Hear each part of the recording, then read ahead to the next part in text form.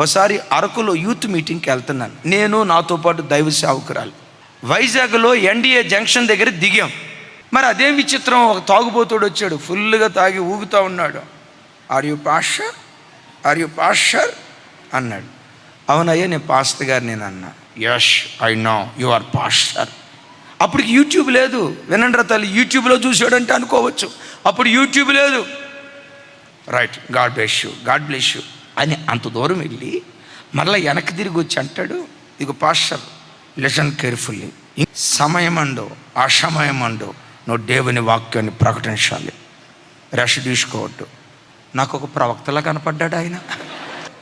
తాగుబోతాయిన ద్వారా దేవుడు నాతో మాట్లాడాడంటే, దైవ సేవకుడు మాట్లాడితేనే కొంతమంది మారి సావరు. అరకు వెళ్ళటానికి బస్సు దొరక చాలాసేపు ఉండి, అప్పట్లో ఇంత పరిచయాలు లేవు. మొత్తానికి కష్టపడి అరకు వెళ్ళాం. అరకు ఘాట్ రోడ్, చాలా ఇబ్బందితో వెళ్ళాం. రాత్రి అంతా నిద్ర లేదు. మొత్తానికి 10 o'clock సెషన్, నాది 11 o'clock మెసేజ్ ఇచ్చారు.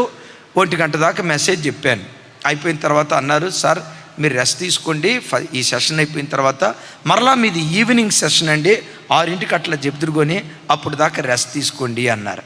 ఆ మాట వినటంతో, దేవా నీకు స్తోత్రం, అలిసిపోయాను, నా అలసట నిజంగా నువ్వు చూసావు నాయన, వీళ్ళను ప్రేరేపించి నాకు రెస్ట్ ఇచ్చావు, నీకు స్తోత్రం అని భోజనం చేశాను.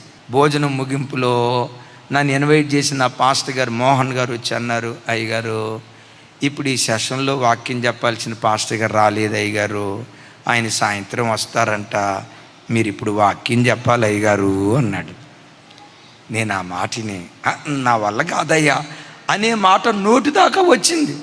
నోటి దాకా వచ్చే లోపు ప్రవక్త మాట నాకు గుర్తొచ్చింది. విన్నారా ఏమన్నాడు ప్రవక్త? సమయమండో అసమయమండో నువ్వు దేవుని వాక్యాన్ని ప్రకటించాలన్నాడే, అది గుర్తొచ్చింది. మీకు తెలుసా, ఆ మాట నేను దేవుని మాట గ్రహించా. ప్రభు ఎదుట ఆనబెట్టి చెప్తున్నా, ఆ మాట నేను దేవుని. తాగుబోతుడు చెప్పాడా?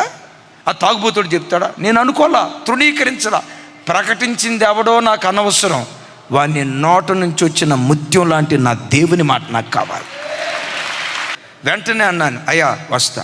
పాస్టర్ గారు మీరు బాగా అలిసిపోయినట్టున్నారు, అయినా వస్తా. ఎందుకు వెళ్ళానో తెలుసా?